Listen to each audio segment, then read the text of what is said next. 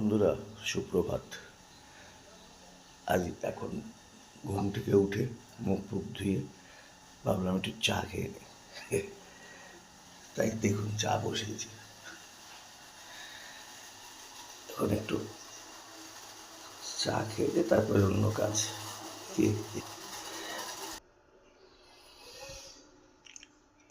এই দেখুন, একটু লেবু চা খেলাম, লেবু চা বানালাম। এখন একটু লেবু চা খেয়ে